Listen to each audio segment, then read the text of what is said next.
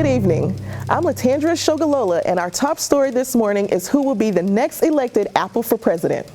Yes, you heard me right. We will soon learn who the public has voted and declared to be the apple that is the most appealing in this presidential race between candidates Red Delicious, Fuji, Gala, and Granny Smith apples. But before we get into our top story, I would like to retract some information that I provided in error during last night's broadcast. First, the lottery numbers are not LMNOP. Those are in fact letters and not numbers. Second, circle, circle, dot, dot is in fact not a cure for the cooties. Now it's time for our top story. The election for the next Apple president is getting close, and the candidates are fighting to be the apple of your eye. Let's join the coverage of the Apple candidate campaign speeches. Hello, I'm the Gala Apple, and I'm here to ask for your vote. I was discovered in New Zealand in 1934 by orchardist J.H. Kidd. I made my way to the United States in the 1970s, and I was one of the first new Apple introductions in a very long time. I'm currently the top Apple variety grown in the United States, and you'll find me easily in grocery stores. I have a mellow flavor with floral aromas, simple sweetness, and hints of vanilla. Though I didn't come from America, I've worked hard to become your favorite Apple. Please vote for me on Election Day. Thank you. Now, let's be honest. When someone says apple, you probably think of me, Red Delicious. Go on, try it. Picture the apple on your teacher's desk or the apple that's lovingly packed in your sack lunch. Red Delicious has been here for you since the 1870s, back when an Iowa farmer discovered an unexpected seedling growing in his orchard. He chopped it down again and again, but did the Red Delicious stop growing? No, we were just too persistent now, weren't we? So he let us grow. Don't be misled by some fancy new genetic modification. No, stick to the classic. Stick to what you already know and vote for Red Delicious. It's fine. Friends, Fort Worthians, apple lovers, I am Fuji, and I bring you the best of the crisp Red Delicious family flavor and texture with the stability of the Rawls Janet family. My forebears were grown at Monticello. My shelf life is long, and if you put me in the fridge, I can be there for you whenever you need a crisp, delicious apple. If you want a reliable apple you can count on for cooking, baking, or just for a great snack, vote Fuji! I'm Granny Smith. I'm sure many of you are familiar with my sweet and tart, bright flavor, and I'm here to ask you to please support the Green Apple cause. Never again need you worry about mealy textures or overly sweet yet forgettable apples if you vote for me. A balanced flavor for a balanced diet means choosing me. A granny apple a day keeps the doctor away, as they say. I'm the healthiest apple on the shelf, but most importantly, I'm sweet, tart, and crisp. Vote Granny Smith. Excuse me, sir. Me? Yeah, come on over. Do we know each other? I don't think we've met before. Quick question. What do you think about Gala apples? Gala apples, I love them. I always look for them when I'm in the store shopping. They're sweet and they've got a little hint of vanilla to them. I love that. They're a whole heck a lot better than that Red Delicious. I mean, they're not even delicious at all. Okay, thanks for your time. Okay, thanks. Well, you heard it here, folks. It's always great to hear the opinions of voters, but I must say that my vote is going to everyone's favorite relative, Granny Smith. We now go live to Kim Tran in the election room. Kim? Thank you, Tanji. I'm here in the election research room, and as you can see, the executive apple branch can completely change the flavor of the country. Will it be sweet, sour, or tangy? Each decision from the executive apple branch can have ripple effects for future generations. You have to be 18 in order to vote, but you don't have to be 18 in order to make a difference. Let's check in with Leadership ISD and learn about what kids can do. I'm so excited for lunch today. Ooh, what are we having? I'm kind of craving pizza. I want tacos. Why don't we take a vote on it? Okay, great. Give me a thumbs up if you want pizza. Now, give me a thumbs up if you want tacos. Looks like we're having tacos. Yay! Hey, friends. We are so glad to be here with you today. A birdie told us that you all want to know more about voting. Voting helps groups of people make fair decisions and allows for all voices and ideas to be considered. It's how we make choices together. For instance, if you and your friends want pizza and want to decide what toppings to add, you all can take a vote on what toppings to add to your pizza. Have you made a choice about something today? If you think about it, I'm sure you vote at least once a day. You can vote for what you like for dinner, what shoes you want to wear, what's your favorite ice cream, and what movies you and your family will watch. The possibilities are endless. And just like you vote for things every day, adults like your grandparents, aunts and uncles, mom and dad vote too. Voting is a really important part of the type of government that we have here in the United States of America. In the past, though, not everyone in the United States was allowed to vote. For instance, if you were a woman, African American, or didn't own land, you were not allowed to vote. Fortunately, we've had a lot of brave people across the country who have fought for the right to vote, and today, voters can cast their ballots for or against certain new rules or projects in our schools and communities. They vote for things large and small, like where parks will be, who the president is, and how schools are set up in your neighborhood. The right to vote gives people the power to be heard and make our communities better. We as a team at Leadership ISD believe that voting is an important way for our voices to be heard and to help our neighborhoods grow. Voting is like a superpower. So today is really important. It's an important day for voting in our country. And voters will be able to vote for everything from who the president will be to how much money our schools get in our neighborhoods. But unfortunately, some of our neighbors haven't voted yet today, and we need your help to spread the word. Remind your grandparents, your aunts, uncles, mom, and dad to use their voting superpowers today. You think you can do that? Great. Granny Smith, an apple sweet enough for pie but strong enough to stand up to salad. Balanced between sweet and tart with good fiber content. A balanced flavor for a balanced diet. Vote Granny Smith. Excuse me? Me? Yes. Would you mind telling us which apple you're voting for? I don't really know. I guess the Red Delicious? That's the one I always see everywhere. Well, just because it's popular doesn't mean it's the best. Is there anything about the Red Delicious apple that you like more than the others? No, I've got other stuff to worry about. Apples are the politicians, so they can work it out on their own. I don't even know if I'll vote.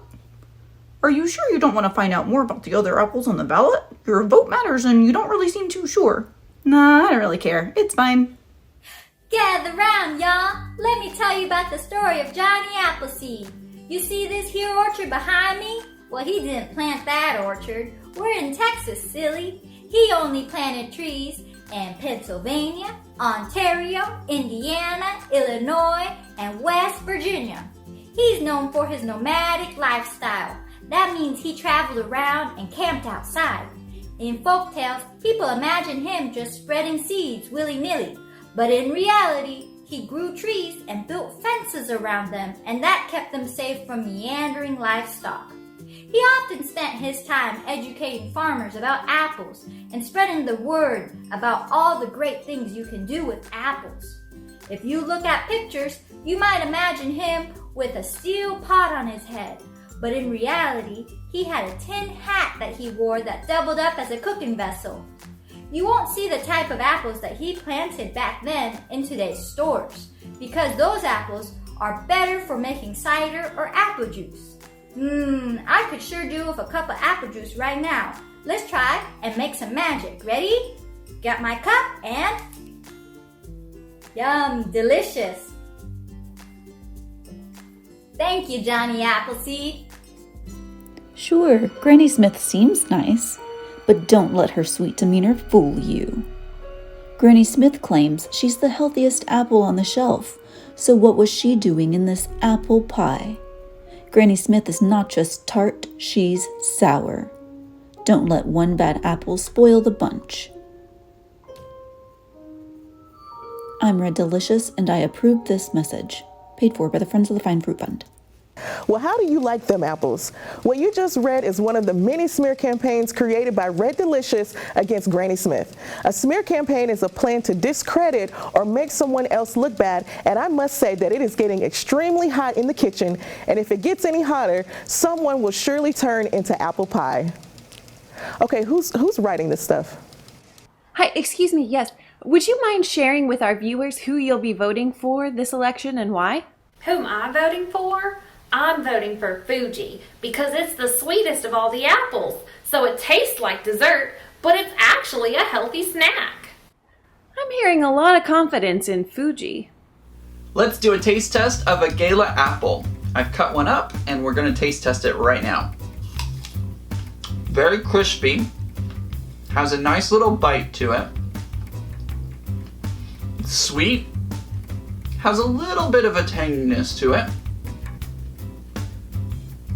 And it kind of has a little bit of a flavor of vanilla.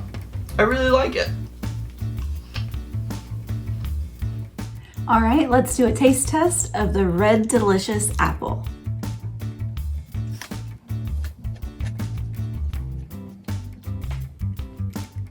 It's got kind of a starchy, bland taste, and the texture is kind of mealy, like gritty. It's pretty average on sweetness, and overall, I think this apple is pretty average. It doesn't taste like the greatest apple in the world. It doesn't have a whole lot of flavor, but it's a healthy snack. I'm going to be taste testing the Granny Smith apple. It's beautiful, crisp looking, pale flesh inside and green skin on the outside, nice and firm.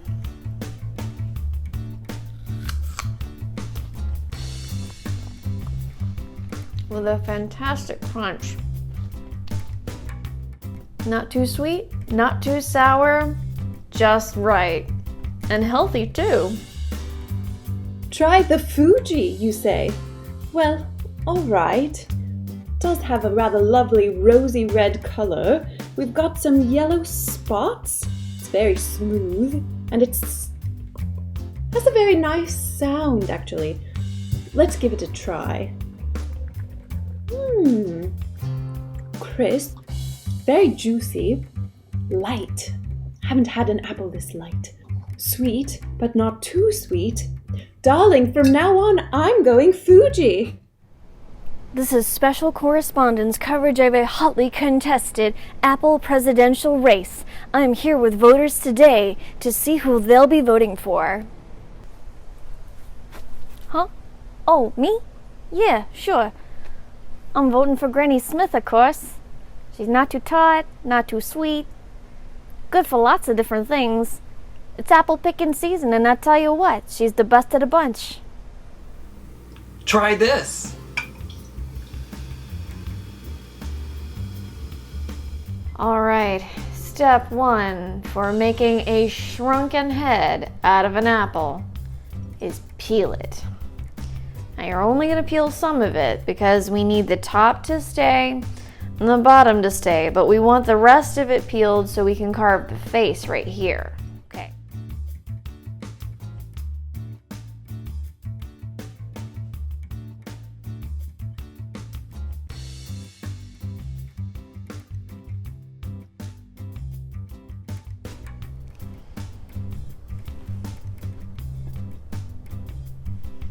All right, now that we've got our first apple peeled, now we're gonna peel the second one.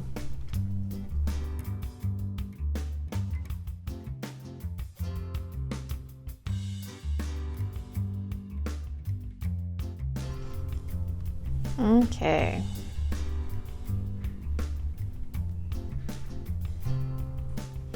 Now for step 2, we're going to get our peeled apples. We're going to put them in a container. It can be a bowl, it can be a Tupperware container like I have. And then you're going to put 2 tablespoons of salt.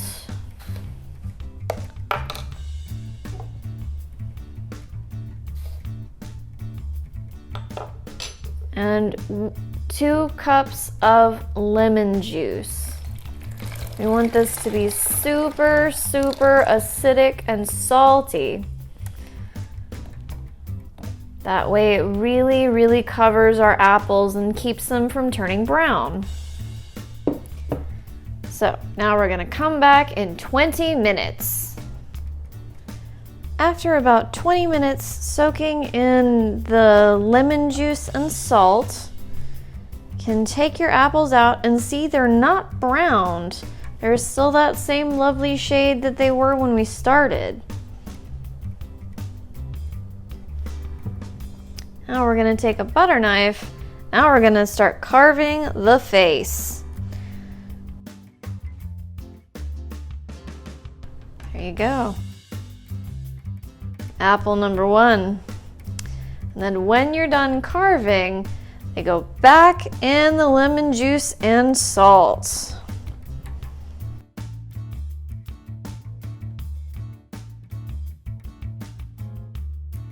And that's it. Soak it in the mixture for 20 more minutes.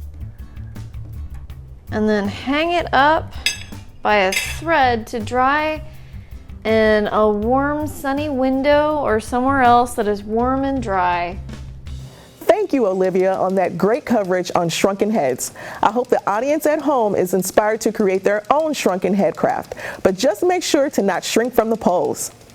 Let's check in with Kim on any live Apple for President coverage. Here we are with the live results from the national election for Apples for President. This pie chart shows who has the winning lead. As you can see, it is deliciously close. As we continue to gather the votes, the winner could be a total toss-up. Will this year surprise us with an apple turnover? And for our next top story, let's join presidential candidate Granny Smith in her home and hear how she and other apples sprouted from being mere seeds in an orchard to possibly becoming your next elected apple president. Hello, voters. Life for me and other apples did begin as seeds from other apples, of course. But would you believe that my mother was a red delicious apple? Oh, yes, she was. Many folks believe that when you plant an apple seed that you'll get the same type of apples on a tree, but that isn't true. You gotta take some extra steps in there to plant and grow a specific type of apple. That process is called grafting. Anyway, my life began as a seed in the ground and I got a lot of water and sunshine that helped me grow. Then we, the tree and I, grew a few inches and sprouted from the ground. And then we turned into a young and strong apple tree and we were 3 feet tall.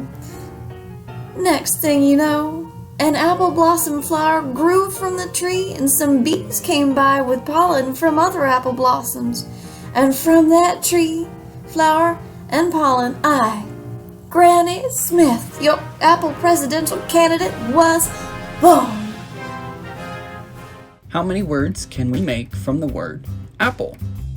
Appel, pepla, leap, pale, palp, peel, plea, out, ale, ape, app, lap, lee, pal, pap, pea, pep, a, al, ill, la, pa, pay. Viewers, it has come to our attention that all of the votes have been counted and that your next Apple president is none other than Fuji Apple. Well, how do you like them apples? Let's head over to the Fuji campaign headquarters and hear the acceptance speech of the Fuji Apple.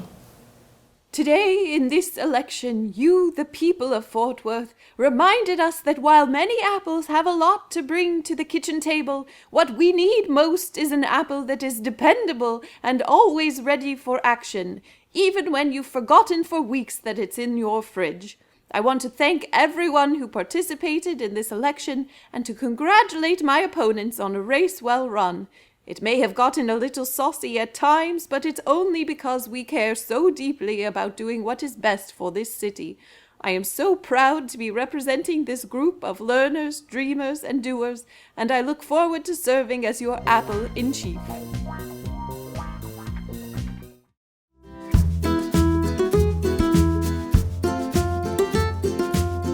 Thanks for tuning in to our special episode about apples and elections. We hope you learned something and had fun. To learn more, check out these resources.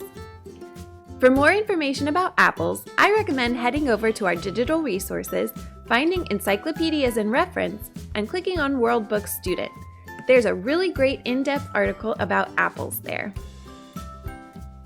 Yum! Now, if you want to learn more about elections, I recommend this book, What's the Big Deal About Elections?, written by Ruby Shamir and illustrated by Matt Faulkner. Now, for even more information about elections, I recommend this website, ourwhitehouse.org. It was created by the National Children's Book and Literacy Alliance, and it stemmed from their book, Our White House, Looking In, Looking Out, which you can also find in our library's catalog. It has in-depth information about campaigns, elections, the history of elections, what the president does, and it's written in a kid-friendly way. Thanks for joining us. Tune in next time to take another deep dive.